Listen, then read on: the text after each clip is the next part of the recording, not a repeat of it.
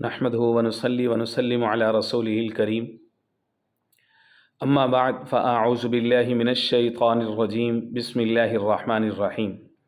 میرے بھائی اور میری بہنوں، آج کے درس قرآن میں قرآن مجید کتاب حکمت کی سورہ نمبر 2 سورۃ البقرہ کا رکوع نمبر 7 اور 2 آیات مبارکہ پر یہ مشتمل رکوع ہے، آیہ نمبر 60 اور آیہ نمبر 61۔ فقط 2 آیات ہیں اس رکوع کے اندر، لیکن قدر طویل ہیں۔ یہ جو 2 آیات ہیں اس رکوع کے اندر، یہ نہایت اہم ہیں۔ اس سے قبل رکوع نمبر 6 گزرا، جہاں سے اللہ رب العزت نے جو اہل کتاب ہیں، خاص طور پر جو یہود ہیں، ان کے اوپر اللہ رب العزت نے جو انعامات فرمائے ان سب کا تذکرہ کیا۔ تقریباً 10 کے قریب انعامات کا تذکرہ اسی رکوع نمبر 6 کے اندر گزر چکا ہے، جو کہ گزشتہ 2 دروس اس کے اوپر ہم پڑھ چکے ہیں اور سیکھ چکے ہیں، اس میں سے گزر چکے ہیں۔ متعدد انعامات اللہ رب العزت نے ان کے اوپر کیے، اور پھر ساتھ ساتھ یہ بھی فرمایا کہ پھر ہم نے تمہیں پکڑا بھی اور تمہیں اس کی سزا بھی دی۔ اور شروع میں ہم عرض کر چکے ہیں کہ یہ صرف یہود کا تذکرہ نہیں ہے، بلکہ دراصل یہ جو امت محمدی علیہ الصلوۃ والسلام ہے، یہ ان کے لیے پیشگی تنبیہ بھی ہے کہ ہم بھی اپنے اعمال کے اوپر غور و فکر کریں کہ اللہ رب العزت کی ایک سنت ہے۔ اللہ رب العزت نے ان کو تاج سرداری دیا، محبوب امت بنایا، اور بعد میں پھر ان کو پکڑا، ان کو سزا دی تاکہ وہ ریپینٹ کریں، واپس آئیں۔ اسی طرح سے امت محمدی علیہ الصلوۃ والسلام کو بھی پیشگی تنبیہ ہے کہ وہ بھی اپنے اعمال کے اوپر غور کریں۔ رب العزت نے فرمایا فبدل الذین ظلموا قولا غیر الذی قیل لهم، جب ہماری طرف سے دیے گئے احکام کو انہوں نے بدلا، ناشکریاں کی، نافرمانیاں کی، تو فانزلنا علی الذین ظلموا رجزا من السماء، ہم نے آسمان سے ان پر عذاب اتارا۔ گویا کہ لوگوں کے لیے جو مجموعی جو عذاب ہوتا ہے، تکلیف ہوتی ہے، قوموں کے اوپر جو حالات آتے ہیں، وہ دراصل آسمان سے اترا کرتے ہیں، اور اللہ کی طرف سے فیصلے ہوتے ہیں، جس کو فرمایا سنت اللہ التی قد خلت من قبل، یہ اللہ کی سنت ہے۔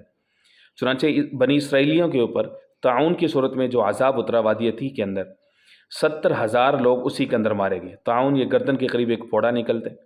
مجموعی طور پر جو قوم کے اندر جو متعدی بیماریاں آتی ہیں، اللہ کی طرف سے سزا ہوتی ہے، پکڑ ہوتی ہے، پینڈیمک متعدی طور پر انسان سے انسان کو لگتی ہے۔ ورنہ انسان تو انسان کی غمخواری کے لیے ہے، وہ تو ان سے ہے ایک دوسرے کی کے بغیر وہ رہ نہیں سکتا، لیکن جب ان کے اوپر اس طرح کا اجتماعی عذاب آ جائے تو ان کو اللہ کی طرف متوجہ ہونا چاہیے۔ جیسا کہ کہا جاتا ہے کہ بھائی مصیبت اگر چھت سے آئے تو پھر تم کیا کرو کہ تم وہاں سے بھاگو، اس جگہ سے نکلو، لیکن اگر چھت آسمان سے اگر وہ عذاب آسمان سے آئے تو پھر بھاگو نہیں، پھر ٹھہر جاؤ، آسمان والے سے صلح کرو اور توبہ کرو، معافی مانگو اسے۔ تو بنی اسرائیل کو یہ سزا ملی، اور اللہ رب العزت نے جو ان کی ناشکری ہیں اس کی فہرست ابھی جاری رکھی ہوئی ہے۔ آج کے درس میں شامل جو آیہ مبارکہ ہے نمبر 60، اس کے اندر ان کے اوپر اللہ رب العزت نے جو ایک اور انعام فرمایا اس کا تذکرہ ہے۔ وادی سینا اور لق و دق صحرا اور تا حد نگاہ تپش، ریت، کوئی جو ہے وہ ان کے لیے پانی کا بندوبست نہیں، اور سخت گرمی۔ اس موقع پر انہوں نے موسیٰ علیہ السلام سے پانی کا مطالبہ کیا۔ اللہ فرماتے ہیں وَإِذِ اسْتَسْقَىٰ مُوسیٰ، اور جب استسقاء کیا، استسقاء یہ ساقہ یا سے ہے، ساقہ کہتے ہیں پانی لانے کو یا پانی ڈھونے کو یا پانی نکالنے کو، سقا یسقی۔ اور جب یہ باب استفعال میں پہنچتا ہے تو استسقاء، سین جیسے استعانہ کے شروع میں ہم عرض کر چکے ہیں کہ اس کے اندر طلب کا مادہ پایا جاتا ہے باب استفعال میں۔ استسقاء کا مطلب ہوگا پانی کو طلب کرنا۔ استسقاء، موسیٰ علیہ السلام نے اللہ سے پانی مانگا، استسقاء کیا۔ ظاہر ہے کہ یہ طریقہ جو شریعت محمدی علیہ السلام ہے اس کے اندر بھی موجود ہے، حضور پاک علیہ السلام نے بھی استسقاء فرمایا ہے، 2 طریقے مختلف روایت کے اندر موجود ہیں۔ باقاعدہ جنگل میں نکل کر کے، کھلی جگہ پر نکل کر کے، عاجزی کے ساتھ نکل کر کے، جیسا کہ حدیث پاک کے اندر آتا ہے کہ حضور پاک علیہ السلام جب نکلے ہیں متوزلاً، متواضعاً، خاشعاً، گر گڑاتے ہوئے اور عاجزی کے ساتھ چلتے ہوئے، آہستہ چلتے ہوئے، اور اس طرح سے اپنی چادر کو الٹنا، یہ ساری چیزیں استسقاء کے وقت حالت ایسی ہونی چاہیے، توبہ استغفار ہونا چاہیے۔ اور اسی طرح سے جو ہے وہ کھلی جگہ پر جا کر کے جانا اور امام خطبہ دے، خطبہ کے اندر بھی دعا مانگی جا سکتی ہے، باقاعدہ 2 رکعت نماز پڑھ کر کے امام جو ہے وہ قبلہ رخ رہے اور دعا مانگے اللہ سے، اور جو مقتدی ہیں وہ آمین کہیں، 3 دن تک نکلنا مستحب ہے۔ تو یہ استسقاء جو ہے یہ شریعت محمدی علیہ الصلوۃ والسلام کے اندر بھی ہے۔ موسیٰ علیہ السلام نے اللہ سے پانی مانگا، وَإِذِ اسْتَسْقَىٰ مُوسَىٰ لِقَوْمِهِ، موسیٰ نے لقومی اپنی قوم کے لیے پانی مانگا۔ اللہ فرماتے ہیں فَقُلْنَا، پس ہم نے کہا اضرب، ماریے، ضرب یضرب، وہاں سے یہ فعل امر کا صیغہ ہے، اضرب آپ مارے، بعصاک اپنے عصا کے ساتھ، الحجر پتھر کو، اپنے عصا کو پتھر پر مارے، بامحاورہ ترجمہ۔ موسیٰ علیہ السلام کو رب العزت نے جو 2 بڑے بڑے معجزات دیے تھے ان میں سے ایک عصا تھا، ایک جد بیضہ ہے، قرآن مجید میں کچھ مقامات پر ان کا تذکرہ موجود ہے، اور دوسرا معجزہ وہ یہ عصا تھا۔ عصا ایک عجیب معجزہ تھا کہ فرعون کے حواری جو تھے اور جو اس کے ساحر جو تھے ان کے مقابلے پہ جب اترا تو عصا ایک سانپ بن گیا، لاٹھی سانپ بن گیا، سب کو نگل گئی حیرت انگیز طور پر۔ اسی طرح سے جب فرعونیوں نے پیچھا کیا تو یہی دریا کے اوپر مارا، تو اسی عصا کی وجہ سے رب العزت نے جو ہے وہ راستے بنا دیے۔ یہی عصا ہے، اتوکأ علیہا واہش بہا علی غنمی ولی فیہا مآرب اخری، یہی عصا ہے جس کے فوائد موسیٰ علیہ السلام اللہ سے ہم کلام ہوتے ہوئے بتا رہے ہیں۔ اسی کے ذریعے سے وہ اپنی بکریوں کے لیے درختوں سے پتے جھاڑتے تھے، وہ چھوٹا بڑا ہو جاتا تھا، اوپر کی ٹہنیوں تک پہنچ جاتا تھا، یہیں پر وہی عصا کام آئے۔ اللہ نے فرمایا یہ پتھر ہے، آپ پتھر کے اوپر اپنے عصا کو مارے، گویا کہ پتھروں سے بھی پانی نکلتا ہے اگر اللہ چاہیں تو، جو اللہ پاک چاہیں وہی ہوتا ہے۔ کئی سارے عقل پرست ہیں، جدید زمانے کے اندر ریشنلسٹ ہیں، مادہ پرست ہیں، ان کی عقل کے اوپر سائنس کا بھوت سوار ہے، وہ قرآن مجید کے اور سنت رسول اللہ صلی اللہ علیہ وسلم سے جو معجزات ثابت ہیں وہ اس کا انکار کرتے ہیں، اور جی عقل میں نہیں آتے۔ تمہاری عقل میں کیا چیز آئے گی؟ عقل کی حیثیت ہی کیا ہے؟ عقل میں کیا چیز؟ عقل میں تو خدا نہیں آتا، عقل میں تو مذہب کی کوئی بات نہیں آتی، مذہب تو شروع ایمان بالغیب سے ہوتا ہے۔ عقل کی حیثیت کیا ہے؟ گزر جا عقل سے آگے کہ یہ نور چراغ راہ ہے، منزل نہیں ہے، فلسفی کو عقل میں کچھ خدا ملتا نہیں، اتنی لمبی ڈور ہے پر سرا ملتا نہیں۔ عقل میں خدا اور اس کے کام تمہیں کبھی نہیں آئیں گے، لہٰذا عقل کو لڑانا نہیں ہوتا، عقل کو استعمال کرنا ہوتا ہے۔ اللہ نے جو عقل دی ہے وہ استعمال کرنے کے لیے دی ہے، لڑانے کے لیے نہیں دی۔ لڑاؤ گے تو کبھی ہدایت نہیں پاؤ گے، صرف اور صرف شیطان تمہاری عقل کے اندر اعتراضات ہی اعتراضات ڈالتا رہے گا، اور تمہاری عقل میں کبھی معجزات نہیں آئیں گے۔ معجزہ کہتے ہیں کس کو ہے؟ معجزہ عجز سے ہے، عاجز کرنے کو کہتے ہیں۔ معجز ہر وہ چیز جو عاجز کر دے، معجزہ جہاں پر عقل کا باب ختم ہو جاتا ہے معجزہ شروع ہی وہاں سے ہوتا ہے، اور تم لگے ہو عقل اور سائنس کی روشنی میں، تم معجزات کے چکروں میں پڑے ہو۔ بھائی ضروری نہیں ہے یہ چیزیں کرنا۔ اللہ رب العزت نے فرمایا ہے کہ پتھر کے اوپر انہوں نے عصا مارا تو ہم نے اس میں سے پانی کا چشمہ جاری کر دیا۔ آگے پہنچیں گے صرف چند رکوعوں کے بعد، آگے آ رہے وَإِنَّ مِنَ الْحِجَارَةِ لَمَا يَتَفَجَّرُ مِنْهُ الْأَنْهَارُ، یہی جو ہے وہ سورۃ البقرہ ہے جس میں رب العزت فرماتے ہیں کہ آگے ہم نے کیا کیا کہ یہی پتھر ہیں اور اس میں سے پانی کے چشمے پھوٹتے ہیں۔ وَإِنَّ مِنَ الْحِجَارَةِ لَمَا يَتَفَجَّرُ مِنْهُ الْأَنْهَارُ وَإِنَّ مِنْهَا لَمَا يَشَّقَّقُ فَيَخْرُجُ مِنْهُ الْمَاءُ، اور ایسے پتھر ہیں کہ وہ پھٹتے ہیں، اس میں سے پانی نکلتے ہیں۔ اور وَإِنَّ مِنْهَا لَمَا يَهْبِطُ مِنْ خَشْيَةِ اللَّهِ، ایسے بھی ہیں جو اللہ کی خشیت سے روکتے ہیں۔ مختلف طرح کا پانی ہے جو پتھروں کے اندر رب العزت نے اسٹور کیا ہوا ہے، اللہ کی ذات بہت بڑی ذات ہے۔ تو قوم بنی اسرائیل کے لیے رب العزت نے یہ انعام فرمایا۔ موسیٰ علیہ السلام نے لاٹھی ماری اور وہاں سے پانی کے چشمے پھوٹ پڑے، بِعَصَاكَ الْحَجَرُ فَانْفَجَرَتْ، پس پھوٹ پڑے، انفجر ینفجر، باب انفعال سے ہے، یہ فجر سے نکلا ہے۔ فجر بھی پھوٹنے کو کہتے ہیں، جو صبح کا جو وقت ہوتا ہے اس کو بھی فجر کہا جاتا ہے، کیونکہ وہ رات کی جو تاریکی ہے اس میں سے جو پو پھوٹتی ہے، صبح کا وقت ہوتا ہے، رات کی چادر پھٹتی ہے اور اس میں سے دن کی روشنی طلوع ہوتی ہے، اس لیے اس کو فجر کہا جاتا ہے۔ نماز فجر کا وقت ہے کہ صبح کی روشنی پھوٹ رہی ہے، پو پھوٹ رہی ہے۔ فرمایا فن فجرت، پس پھوٹ پڑے، من ہو اس سے، اسنتا عشرت، 12، اسنتا 2، عشرت 10، 10 اور 2 12، عینہ چشمے۔ یہ 12 چشمے کیوں پھوٹے؟ یعقوب علیہ السلام کے 12 بیٹے تھے اور ہر بیٹے سے ایک پورا خاندان نکلا، ایک پورا قبیلہ نکلا۔ تو بنی اسرائیل کے 6 لاکھ لوگ ان 12 قبائل پر مشتمل تھے. ہر ایک قبیلے کا انچارج الگ تھا، آفیسر الگ تھا، مینٹور الگ تھا، جو کہ ان کا ذمہ دار تھا، ان کے سارے معاملات وہی دیکھتا تھا. تو 12 مختلف قبائل کے لیے 12 چشمے الگ. کیوں؟ کیونکہ اللہ رب العزت کو پتہ تھا کہ یہ لوگ جاہل لوگ ہیں اور یہ آپس میں لڑائی پڑیں گے پانی کے اوپر. ظاہر ہے پانی انسان کی ہمیشہ سے کمزوری رہا ہے، ضرورت رہا ہے. ابھی بھی دنیا یہی کہہ رہی ہے کہ اگلی جو ورلڈ وار ہے، ورلڈ وار 3، وہ واٹر ریزروز کے اوپر ہوگی. تو اس لیے اس نعمت کی ہمیں بہت زیادہ قدر کرنی چاہیے. اللہ رب العزت ہمیں قدردان بنائے، پانی کو ضائع کرنے سے بچائے.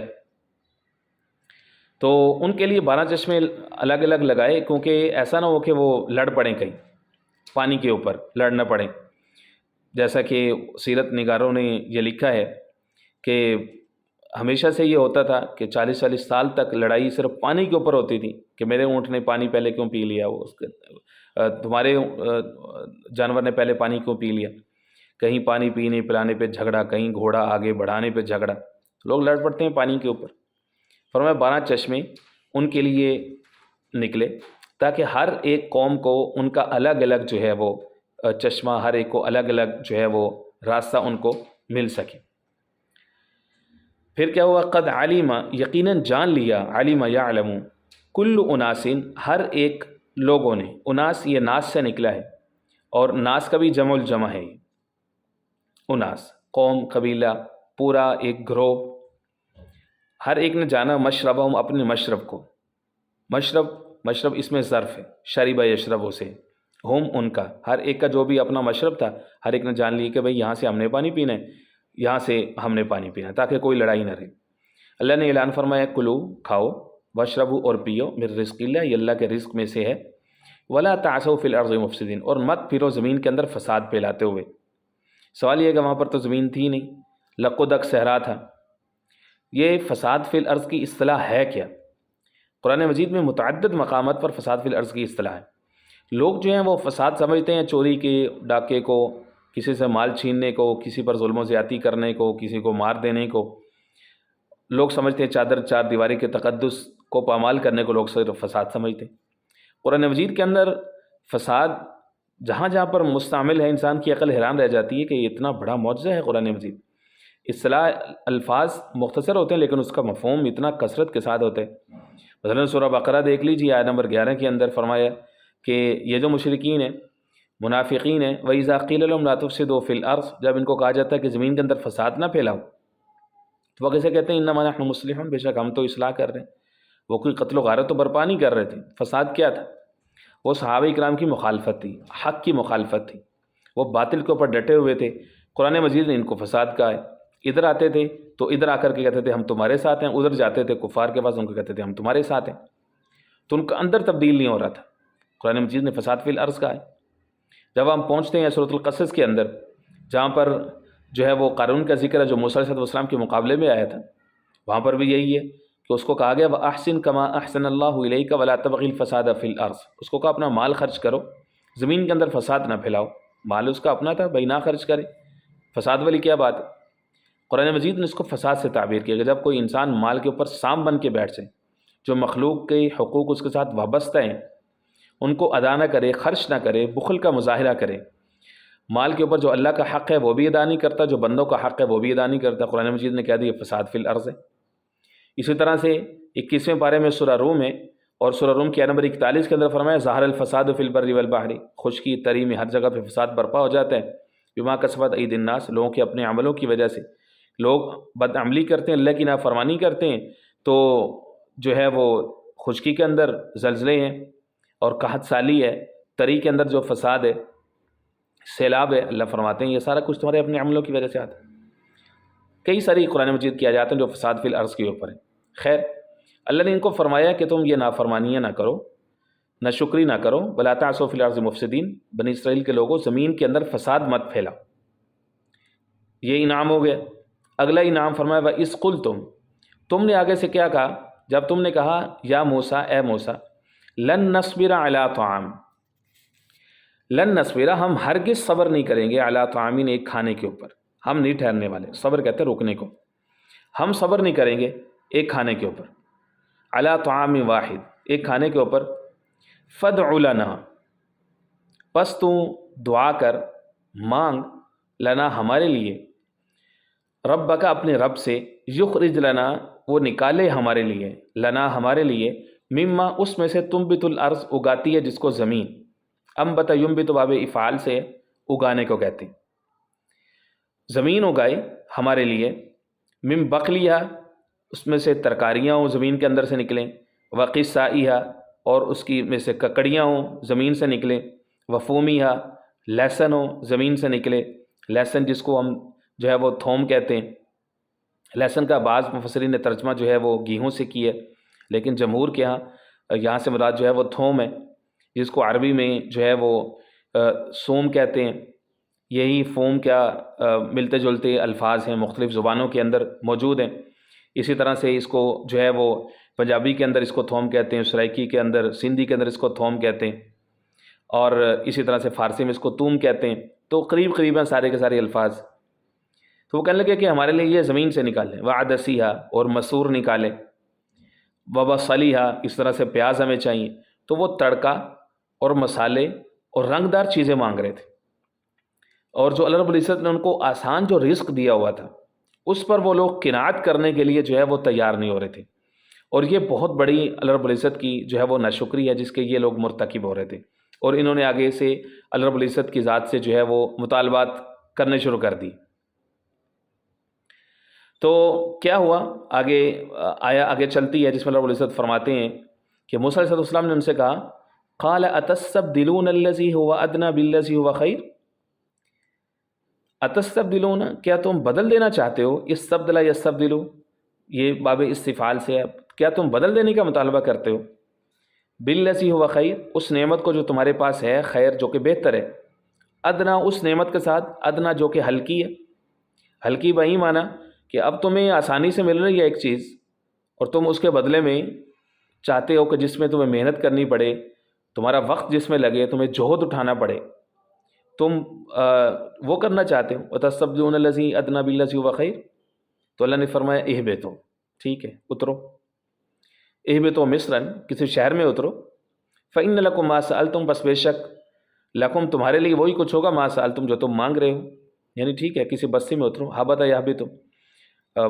آیہ نمبر 38 کے اندر یہی سورۃ البقرہ کے ذیل میں حبط یحبط کے اوپر بات ہو چکی ہے کہ بلندی سے نیچے اترنا، مراد آسمان سے نیچے اترنا نہیں ہے، مراد یہ ہے کہ ٹھیک ہے get yourself settle down, کہیں سیٹل ڈاؤن ہو جاؤ، آباد کاری کرو، کسی شہر میں چلے جاؤ، اور ٹھیک ہے تم اگر اسی پر مطمئن ہو کہ تم نے خود سے وہ کرنے، اور تم یہ تو جنگل کی زندگی ہے، آزادانہ زندگی ہے جس میں کھلی فضائیں ہیں، کھلی ہوائیں ہیں، جہاں پر تم جہاد کے لیے تیار ہو سکتے ہو، اپنے شہر میں عرض موعود میں تم واپس جانے کے لیے تمہاری نئی نسل تیار ہو سکتی ہے، تم چاہتے ہو کہ شہر کی زندگی ہو، مصروف زندگی ہو، مادہ پرستی والی زندگی ہو، آرام طلبی والی زندگی ہو، تم وہ چاہتے ہو، ٹھیک ہے get yourself settle down, جاؤ کسی شہر میں ٹھہرو، اہبطوا مصراً فإن لکم ما سألتم، تمہیں ملے گا جو کچھ تم چاہتے ہو، دنیا دارالاسباب ہے، کرو محنت، لگو کام میں، فإن لکم ما سألتم۔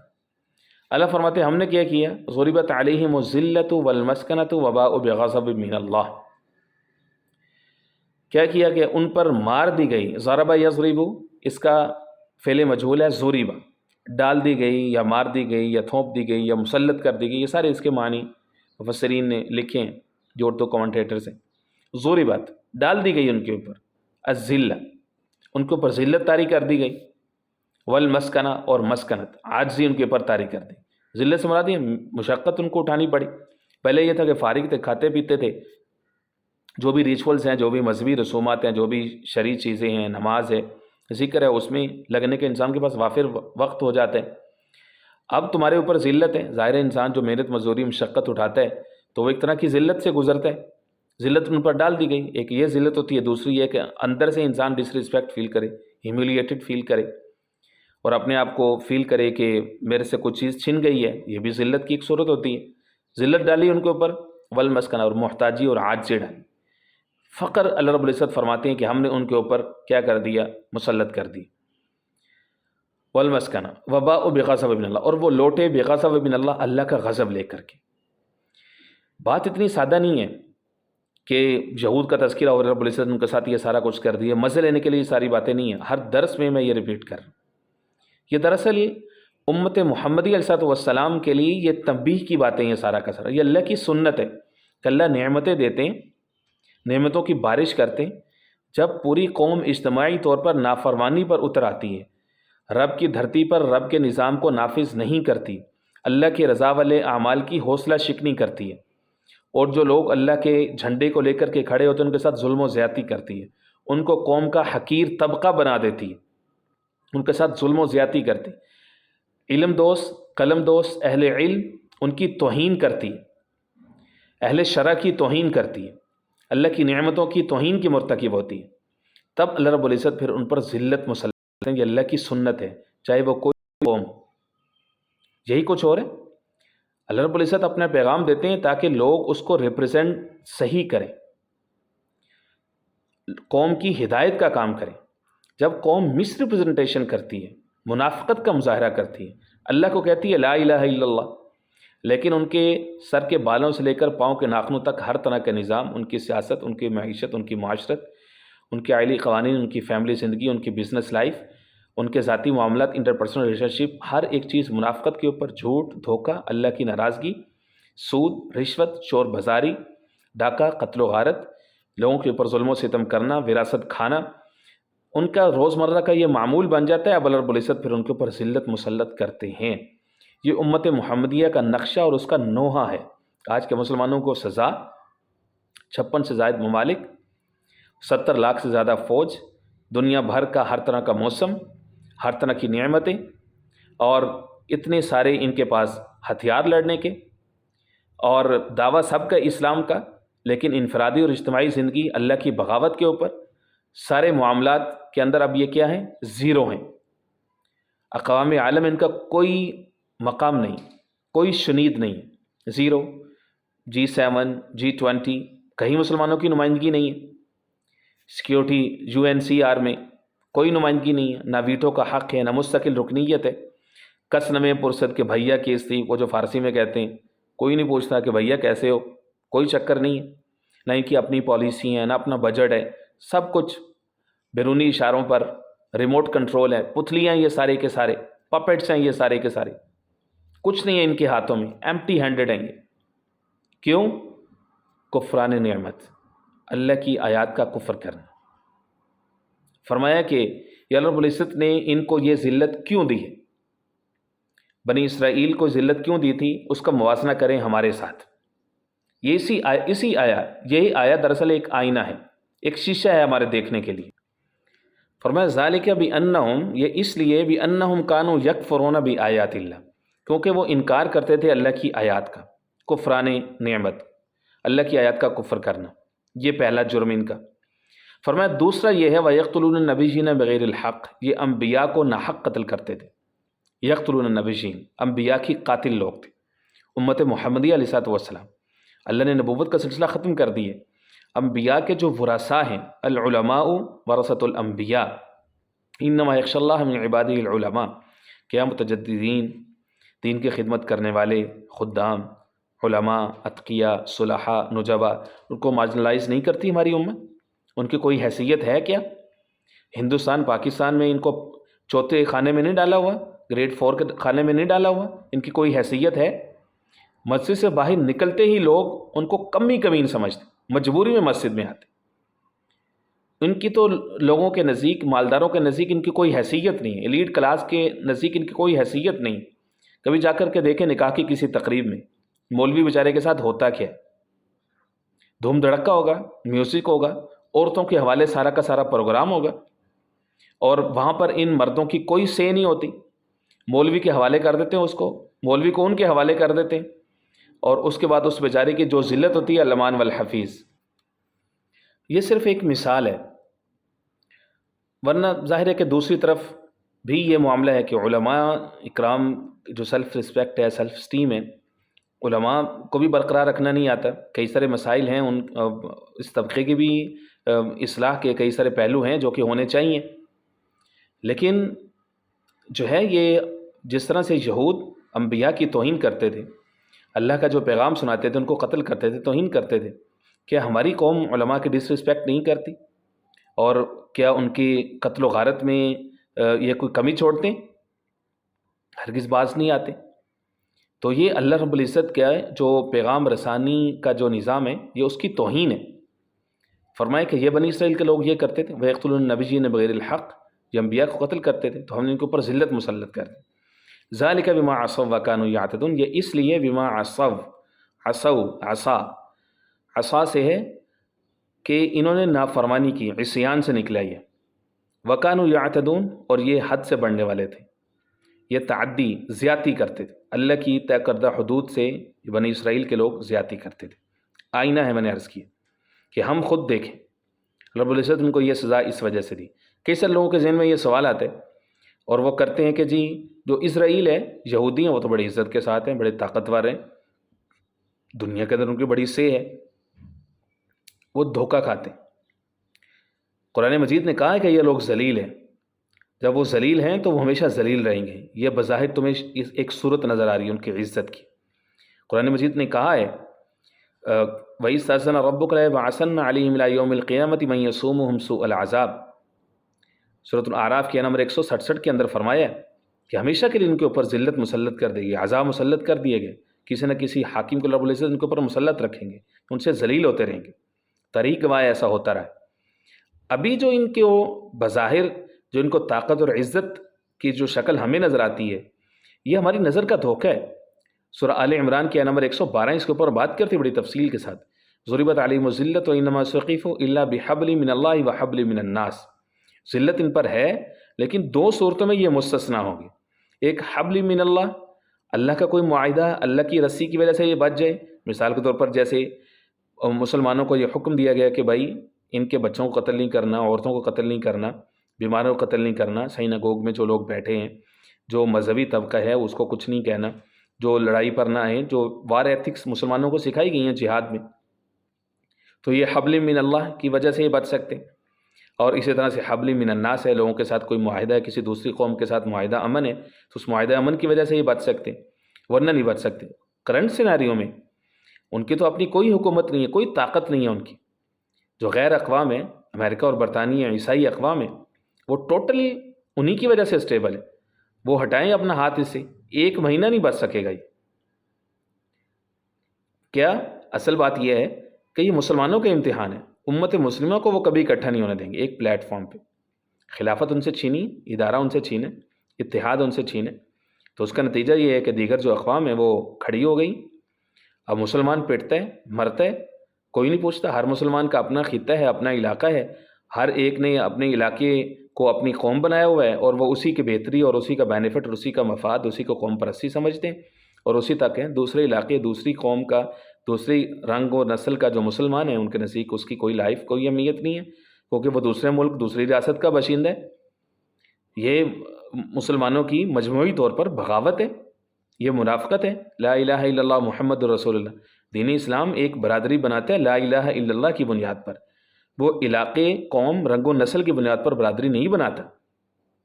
یہ اجتماعی طور پر مسلمانوں کا اللہ کے احکام سے بغاوت ہے، تو اس کا نتیجہ یہ ہے کہ اللہ کی طرف سے ذلت ہے۔ اور یہی بنی اسرائیل کا شیشہ ہے جس میں ہم اپنے آپ کو دیکھ سکتے ہیں۔ فرمایا کہ یہ ہم نے ان کے اوپر اس لیے ذلت مسلط کی تھی کیونکہ وہ نافرمانی کرتے تھے۔ اللہ سمجھ نصیب فرمائے، وما علینا الا البلاغ المبین۔